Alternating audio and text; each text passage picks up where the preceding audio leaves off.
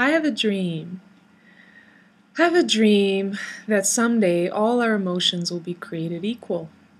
Every single emotion that we present to each other or to ourselves is going to be okay. Whether it's hate, lust, greed, wrath, all the ones from the 7 deadly sins, for example. They each have something to show us, to teach us. And instead of rejecting them, we will embrace them. Anytime someone says to us, "You're crazy," or "You're stupid," all we will hear is, "I love you." And how can you do that? Well, we give the meaning to these words. We give the meaning to all the sensations and emotions that we feel in our bodies. We actually label them. At some point in our lives, there's a certain sensation that gets attached with a label of a certain action that came towards us, like when we were children and maybe a teacher said to us, "Oh, you're so stupid." Or your parents said something like, "You'll never amount to anything."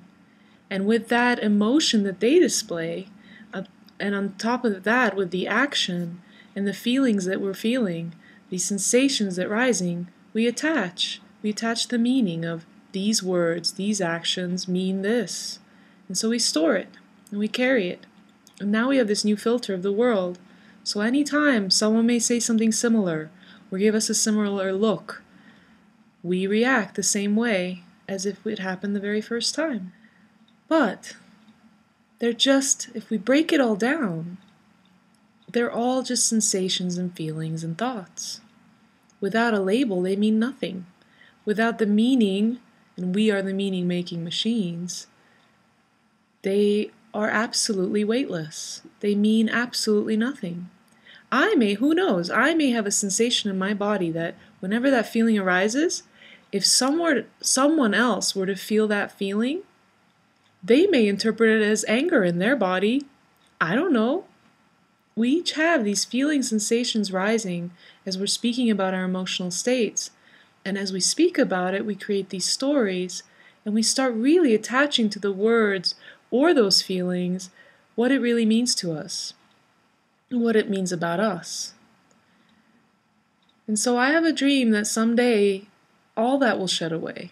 All this labeling will shed away, and even the feeling of hate, deep hate, we will embrace and look at as, wow, there is this thing that I'm feeling that feels so strong, and I'm reacting to what's happening to me, or I'm reacting to something someone said, or I'm reacting to the state of the world and how atrocious it is, but I am the one feeling this feeling. I'm the one reacting.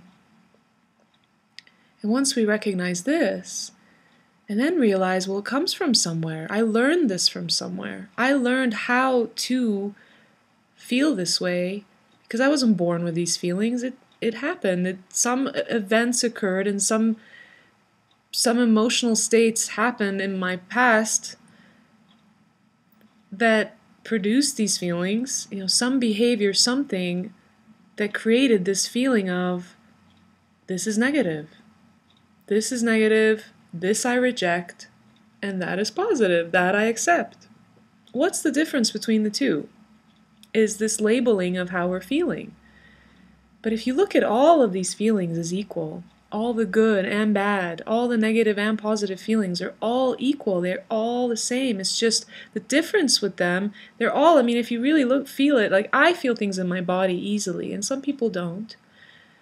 But when I feel a positive feeling now and I feel a negative feeling now, the moment I turn towards it and say, "Oh, that's interesting.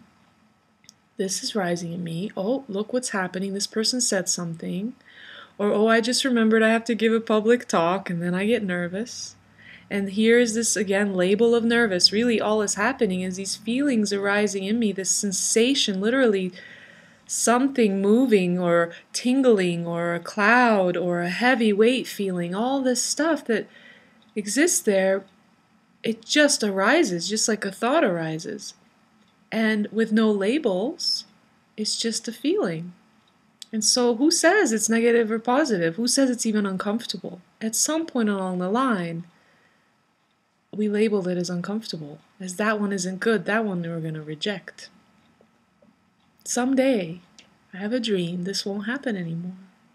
that we will be more and more conscious and aware and responsible for these feelings, and realize that we are creating them, producing them, or that they're just rising up in us based on something we're perceiving, and we can let them rise and just dissolve because we don't attach to them as, oh, this means something so big.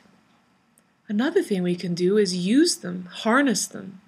My dream is that we will appreciate anger. When someone displays anger, we will really appreciate it because we'll know that that's a really powerful, forceful thing that we can use to propel ourselves to do something with it and move forward in our life or even in our society or humanity. Or that sadness is really valuable because it shows us where we need to be more kind and gentle, or where we need to ask for more help from someone, or we just need and want some more care. Or fear. Fear being this all-encompassing thing we label as anything we don't want. We're afraid of having the anger. We're afraid of having the sadness, of having grief. But once the fear dissolves and those other layers are allowed to come up, everything can move. How do you dissolve fear? Again, it's the same way. You feel it. You allow yourself to notice, okay, first you give it a label, and then you allow yourself to notice that, what's underneath it? How do I know I have fear? How do I know that it's there? What is there? What is this? Let's get to know it. That's what it feels like to feel fear. Okay, it's the sensation in my chest or pounding of my heart. Once you can allow it to be there, it can dissolve. It's like you're looking at it. You're not trying to resist it. You're not trying to make it be different. You just look at it. That's one way to do it. Of course, there's also tapping, which also very much helps dissipate that connection between the mind and the body, disconnect it. But it can be, over time, as easy as allowing yourself to feel what you're feeling. In my journey, that's what's happened often now, is I still tap a lot, but I notice that it's just as effective to sit and allow the sensations to just be there. And they dissipate very, very quickly as soon as I sit with them. And literally sit down, go, okay, that happened. I'm feeling these things, or I saw something that upset me, and let it dissolve. And it does. It always wants to move through.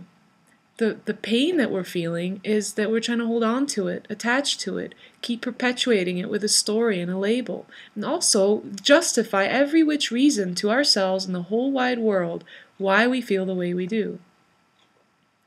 I have a dream that these justifications won't ever be necessary anymore.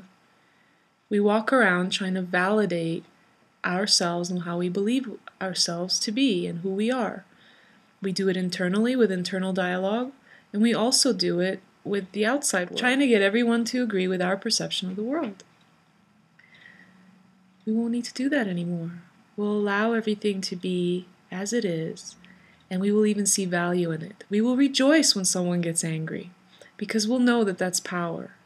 We'll rejoice when someone gets sad, and we'll give them extra compassion and care. And it won't be about perpetuating the story of why that person's sad, but allowing that to be there. And then it dissolves, and that person's free. We will all individually also rejoice at every emotion and every state, and learn from it and harness it for the good. These are my dreams, and I believe that they will come true. And I have a dream. The world is just getting to be a better and better place as we get to know ourselves this way. Thank you very much for watching. Have a beautiful day. Trying to get everyone to agree with our